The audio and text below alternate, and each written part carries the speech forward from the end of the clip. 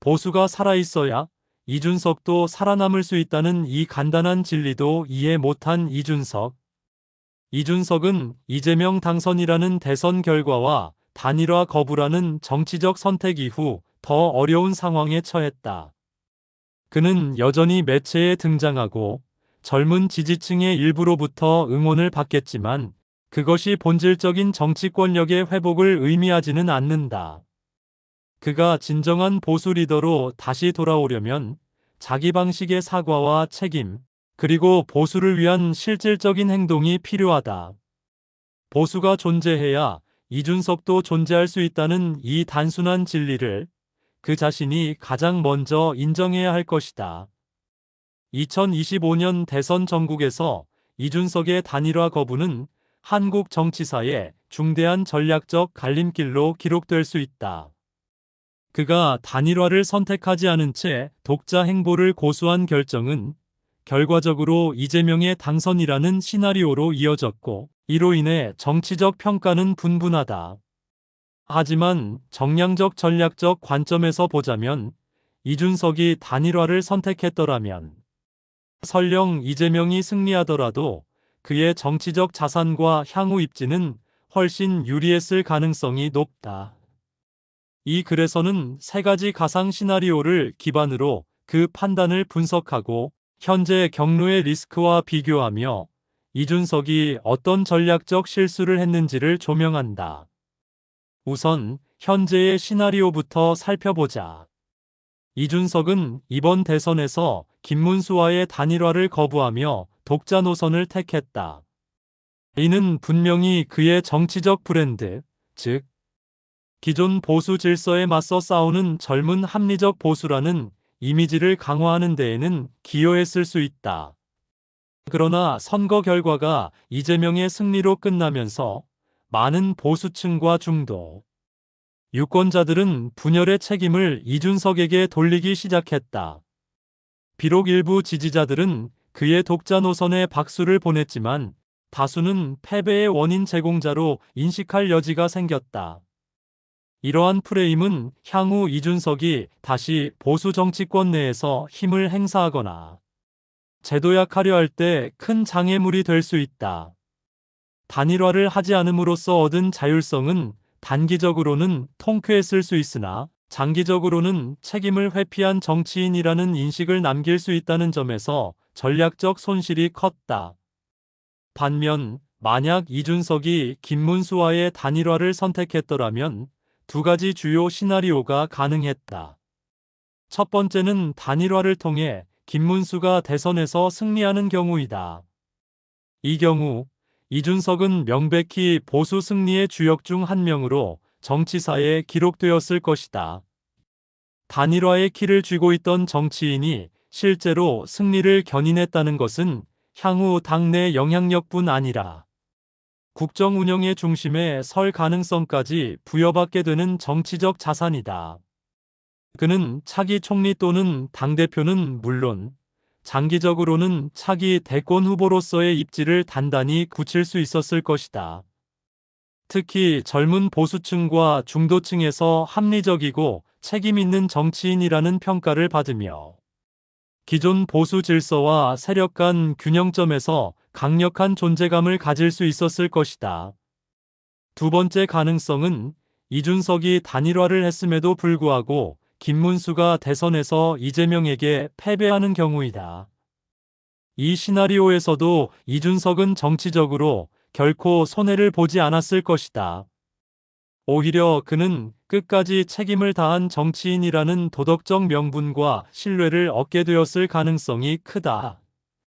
패배의 책임을 분담하면서도 나는 최선을 다했다는 메시지를 유권자에게 전달할 수 있었고, 이는 향후 보수 진영의 재편 국면에서 가장 합리적이고 차세대 지도자로 부상하는 기반이 될 수 있다.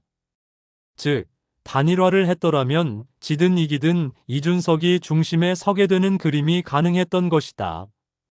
이는 단일화를 거부함으로써 생긴 회피자, 이미지와는 완전히 다른 전략적 포지셔닝이다.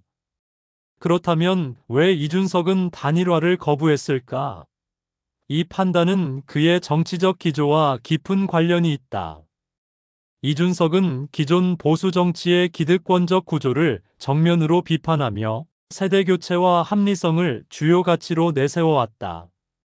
따라서 김문수처럼 보수의 전통성과 과거, 정치 기풍을 상징하는 인물과의 단일화는 자신의 이미지와 충돌하는 부분이 있었다. 더불어 김문수가 당선될 경우 차기 보수, 대권 경쟁에서 본인이 밀릴 수 있다는 정치적 계산도 작용했을 수 있다. 결국 그는 지더라도 내 길 간다는 전략을 택한 것이고, 이는 일견 원칙 있어 보일 수 있으나 실제 정치에서는 결과에 대한 책임도 함께 따라온다.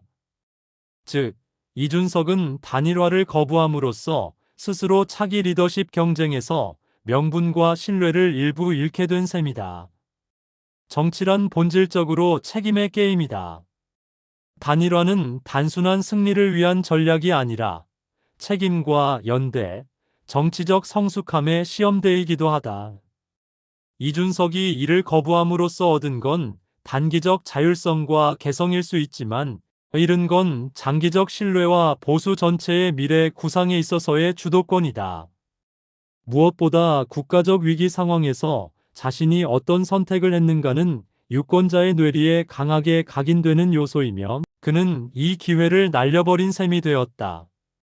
결론적으로 단일화를 했다면 설령 이재명이 이기는 결과가 나왔더라도 이준석은 정치적 자산과 책임감 있는 리더십이라는 상징성을 확보할 수 있었고, 이는 차기 정치 행보에서 압도적인 우위를 제공했을 것이다. 단일화를 거부한 지금, 그는 여전히 지지층 일부의 열광을 받지만 더 큰 정치 지형 안에서는 미숙하고 자기 중심적인 선택을 한 인물로 평가받을 가능성이 높다. 젊은 정치인답게 빠른 판단과 결단력을 보여준 점은 긍정적이나, 정치란 스스로를 빛내기 위한 무대가 아니라 공동체를 설득하고 통합하는 예술이라는 점을 다시 상기할 필요가 있다. 이준석의 이번 선택은 결과적으로 보수 정치 전체의 리더십과 결속력에 있어 뼈아픈 손실로 작용할 수 있다. 앞으로 이준석이 이 선택의 결과를 어떻게 감내하고 다시 정치적 신뢰를 회복할 수 있을지는 미지수다. 그러나 분명한 건 단일화를 통한 패배하더라도 책임을 지는 모습이 현재의 개성 있는 분열자, 이미지보다는 정치사에 훨씬 더 긍정적인 평가로 남았을 것이라는 점이다. 정치는 결과만큼이나 그 과정에서 보이는 태도와 책임감이 중요하다. 단일화를 통해 공동체와 진영을 위한 결정을 내리는 정치인은 결과가 어찌 되었든 국민의 신뢰를 얻는다. 반면 독자 노선이라는 이름으로 분열을 택하고 그 결과에 대한 정치적 책임을 외면하는 지도자는 결국 외면받게 된다. 정치 리더십의 진정한 가치는 위기의 순간에 자신이 어떤 길을 선택했는가로 평가된다. 이준석은 이번 대선에서 당장의 브랜드 유지를 선택했지만 그 선택이 남긴 상처는 보수 진영 전체와 그의 정치 인생에 오래도록 흔적을 남길 것이다.